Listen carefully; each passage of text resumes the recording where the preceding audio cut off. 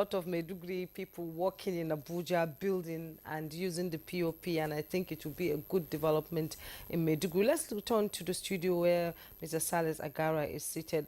Let's talk about entrepreneurship skills. You know, he talked about it in Maiduguri, training for skills and then giving them a startup pack. What is the NDE doing to promote entrepreneurship skill and ensure that these people get the starter pack? Because we've had stories of people getting starter packs and sort of selling it and throwing it. These are some of the challenges you're facing, I believe. So how can it be sustained? Yeah, this I quite agree with you. It's quite discouraging when at the end of a particular program you're able to enable the beneficiaries to start something on their own, and you find them selling those packs. Before I came to ND, of course, that was the trend. And how do we mitigate or reduce that challenge? What we look at was to make the system go online. Let's get the database of all our beneficiaries that will be training a particular program. Let's get we're able to link up with the NIMSI. Fortunately, they were there to support us. And we insisted that, look, for those that will be ND will be engaging, they must register online. We would want to be distributing forms to individuals. Come take form and participate in the program. No, they should all register online. Let everybody have access to the program. Let them be able to choose what they want to do. And we got it online. It flowed online for over a month, and it will enable us to, if you want to register online, we'll have your data, we'll have all your data, and that means you cannot participate in another phase of NDE program. Okay. And that means we got all the programs meshed together, floats on the same day, training started on the same day, and that means you cannot move from a particular program to another program, because the practice then was, once a particular program is ongoing, Mr. B will be part of it. Once that program phased out, he get the starter pack, he migrate to a different program tomorrow and get trained. So you find that Mr. B is being trained 4 times by NDE, unknowing to NDE, because NDE don't have a way of checking. Because there's no data. Because there's no data. Okay. Because if you have access to the form, you just fill and you submit and you're called for training. So now, with what we're doing now, once we phase them out in the first week of March, you can't come back to ND this year to be trained. The only way you can come back to ND is for ND to invite you to upscale your program to a different level, like going for a first degree, and we need to go for a master program. So ND will invite you, or you can register to participate in a different upscale program. And that means when you're upscaling your program, there's no starter pack for you, because you're already on the job going. So you just want to enhance your proficiency in that particular set skill. And that is the only way we can reduce the migration of people within the same program. Now, in order to enhance the entrepreneurship, the times have changed, and once you train a market woman or the rural market woman or the agrarian person in a particular set skill, 40,000, 30,000 cannot meet the need. And that was, like you said, it's a renew ND, a reject ND. We had to reduce the number of our trained beneficiaries. It shouldn't be quantity, but it should be quality.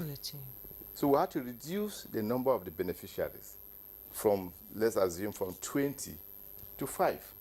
So within the limited available resources, we can't increase whatever we're giving them as loan package to the beneficiaries. Take, for instance, those who are training in the value chain agricultural sector. In the past, it was 50,000, but now we've tried, with this phase, we're increasing to about 200,000, which I believe is better from where we're coming from. From 2023, it was 200,000, and 2020 it was 50,000, and 2024 we're giving 200,000. it's a step, but we can't go beyond that because of it's a budgetary. We have to look at what funds is available for us to work with.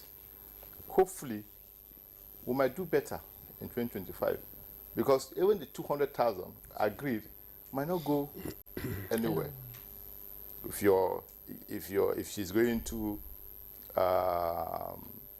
goat herding, and she needs to start the business with say 300,000-400,000, but we'll be able to meet her somewhere for her to start the business. And all this for us is to reduce the rural-urban migration, because most of the opportunities are more available at the urban centers, and so the migration is from the rural area to the urban centers, and the women are left there at the rural area to cater for the family. And so that's where NDE need to step in to enhance their entrepreneurship, to enhance the stability, the comfort. Are you saying women have more advantage? Absolutely. From what we're doing now, I will have more programs for youth. We'll have more programs for women. And girls? Yeah, girls. The traction now is based on gender issues. And if we can address those issues, it will help the economy in the long run. Because if the woman in the rural area is left to cater for her 2 kids, all she needs to do is just go to the farm and till the soil. There's nothing more for her to do. And those kids are at the mercy of whatever she can bring home. The man is, with due respect, migrated to the urban center to look for greener pasture. So what do? We need to step in and see how we can address those challenges. We might not be able to do all, but if in the community we're able to pick 2-3 women and train them in certain set skills, we believe that will have helped to reduce the problem in that community. We can't do all in a day, but we can gradually reduce the number. And if the 3-4 we're training in that community do well, it will encourage other women to come in. That is the key we're looking at. And you might want to ask, if we are using portal system, how would they have access to it? Yes, they might have access to it, because some of them in those rural areas have access to 1 or 2 persons that have Android system phone. Some of them have it. Some of them have it. Some don't. Some have access to it. So they might be able to register. Where they can't, we encourage them to move to our job centers in NDE offices in all the states of the Federation. And the NDE offices have been mandated to help register them on our system. What is the level of public enlightenment? I won't say we are 100% good in that, but we are doing very well when it comes to public health, because we have pushed out messages. Like I said, we had just 2-3 want to package that program. And for me, it was a learning curve for me. I just came in and I needed to have a program ongoing for me to learn what it is, floating the program at that level, at that national level.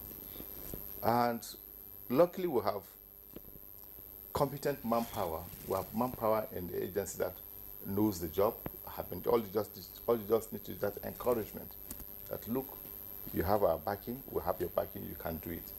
And that's just what and this program we've just floated, we're looking at a minimum of 10 per electoral ward nationwide.